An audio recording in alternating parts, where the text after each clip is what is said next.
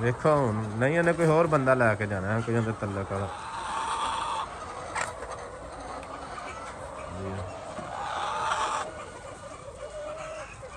ਮੌਸਮ ਹੁਣ ਟਾਈਮ ਨਾਲ ਹੀ ਧੁੱਪ ਨਿਕਲਦੀ ਸੂਰਜ ਨਿਕਲ ਆਇਆ ਤਪਸ਼ ਚੰਗੀ ਲੱਗਦੀ ਸਾਰਾ ਦਿਨ ਕੱਲ ਚੰਗੀ ਲੱਗੀ ਸੀ ਧੁੱਪ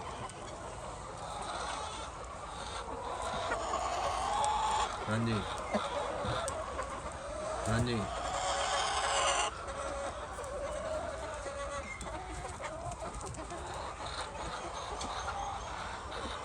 ਹਾਂਜੀ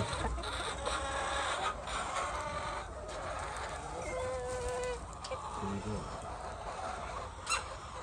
ਓਕੇ ਉਹਨੂੰ ਮੈਂ ਕਿਹਾ ਆਂਦਾ ਬਸ ਕੋਈ ਕੱਢ ਕੋਈ 10-15 ਦਿਨ ਨਾ ਕਿਹਾ ਵੇਚਣ ਦਾ ਤੇ ਫਿਰ ਲਾਉਂਦੇ ਹਿਸਾਬ ਕਿਤਾਬ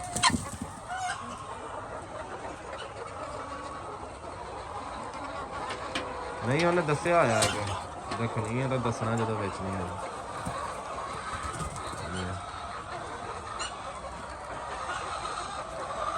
ਨਹੀਂ ਅੱਜ ਪੁੱਛਿਆ ਮੈਂ ਉਹਨੂੰ ਜਾ ਕੇ ਨਾ ਹੁਣ ਇੱਥੋਂ ਵਿਹਲਾ ਹੋ ਕੇ ਫਿਰ ਪੁੱਛ ਲੈਣਾ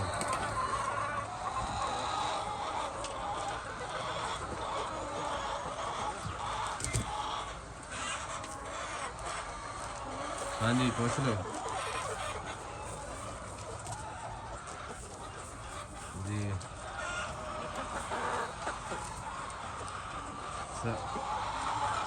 नहीं जी वो ही गया इलेक्शन ठीक हो